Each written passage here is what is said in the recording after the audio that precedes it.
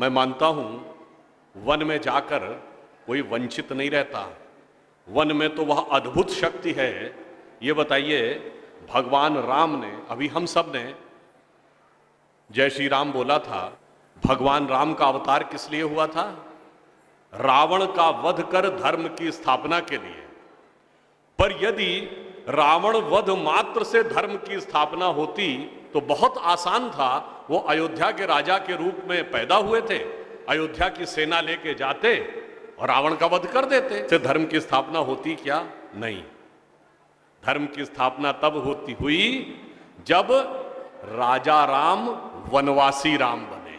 वो वन में गए निषाद राज के साथ, फिर शबरी का सम्मान, फिर सुग्रीव का राज्याभिषेक, फिर जामवंत का सम्मान, फिर हनुमान का साथ, यानी वनवासी गिरवासी सबको साथ में लेकर तब जाकर उस समय विश्व की सबसे बड़ी शक्ति को परास्त किया। तो महान भगवान राम वनवासी राम बनकर हुए, राजा राम बनकर नहीं हुए।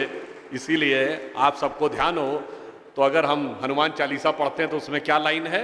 सब पर राम तपस्वी राजा, जिनके काज सकल तुम साजा। तो तपस्वी राजा तप तो वन में जाकर ही करना पड़ता है। और ऐसा ही नहीं, कौरवों को शक्ति कब प्राप्त हुई? जब 12 वर्ष का वनवास और 1 वर्ष का अज्ञातवास। भगवान महावीर को ज्ञान कब प्राप्त हुआ? 12 वर्ष वन में जाकर। भगवान बुद्ध को ज्ञान कब प्राप्त हुआ? वन में जाकर। इसलिए जब वन में जाते हैं तो अपनी आत्मिक चेतना का उत्थान होता है। इसलिए आप समझिए कि वन कितना पवित्र क्षेत्र है, तो उसके लिए जो लोग समर्पित हैं वो कितना महान काम कर रहे हैं। और एक और मैं फैक्ट बताना चाहता हूं, शायद आप में से कुछ लोगों को पता हो, कुछ लोगों को न ध्यान हो। हमारे यहाँ वेद अपौरुषेय माने जाते हैं, पर वेद के 4 हिस्से हैं: संहिता, ब्राह्मण, आरण्यक और उपनिषद। संहिता क्या है? कलेक्शन ऑफ मंत्रास, मंत्रों का संकलन। ब्राह्मण ग्रंथ क्या है? उन मंत्रों को किस प्रकार से प्रयोग करना है, कर्मकांड। और अरण्य का अर्थ क्या होता है? जंगल, वन। तो तीसरा भाग है अरण्यक, यानी वन में जाकर ऋषियों के साथ विचार विमर्श, जो मन में प्रश्न उत्पन्न हुए उनका जो उत्तर आया वह अरण्यक है। और उपनिषद क्या है?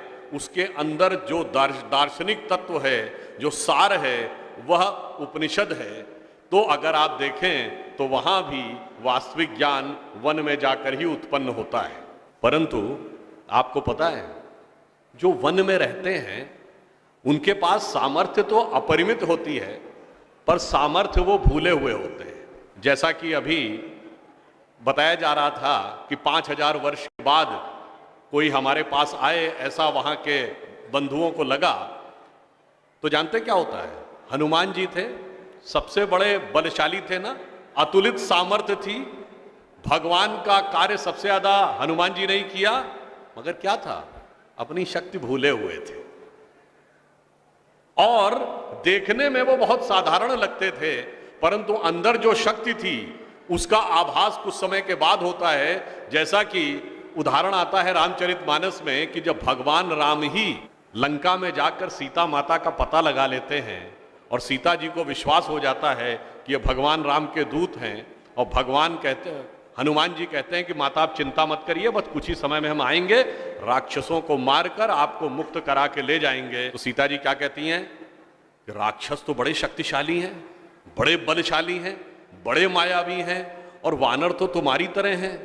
तो मेरे मन में संदेह हो रहा है कि ये कैसे संभव हो पाएगा। जो रामचरितमानस में लिखा है तुलसी ने कि सीता जी हनुमान जी से कहती हैं सुत कपि सब तुम ही समाना, और जातु धान अति भट बलवाना, मोरे हृदय परम संदेहा। मेरे हृदय में संदेह है। तो जैसे ही वो कहती हैं मोरे हृदय परम संदेहा, तो हनुमान जी क्या कहते हैं? सुनी कपि प्रगट कीन निज देहा। तब जो अपनी वो विराट देह दिखाई वो क्या थी? कनक भूधरा कार शरीरा, समर भयंकर अति बलबीरा। और जब वो विराट स्वरूप देखा तो सीता मन भरोस तब भयहु, पुनि लघु रूप पवन सुत लयहु। इसका अर्थ क्या होता है?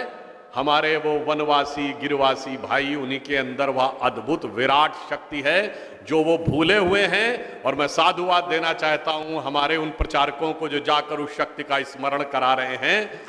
और वैसे ही हमारा समाज भी अपनी शक्ति भूला हुआ था, बहुत दिन से भूला हुआ था। बहुतों ने हमारे मानस पर कब्जा कर रखा था, कभी मैकाले का कब्जा, कभी मार्क्स का कब्जा, कभी मार्केट का कब्जा, उसने भी हमारी शक्ति भुला दी थी। और अब जब वह शक्ति प्रखरता के साथ उभर कर सामने आती जा रही है, तो बहुत से काल नेमी आकर खड़े हो जा रहे हैं जो नहीं चाहते कि वो समाज अपनी वह शक्ति याद कर सके और उस विराट स्वरूप में सामने आ सके जो सिर्फ भारत के लिए नहीं, विश्व के लिए भी सबसे बड़ा प्रेरणा का स्रोत होगा।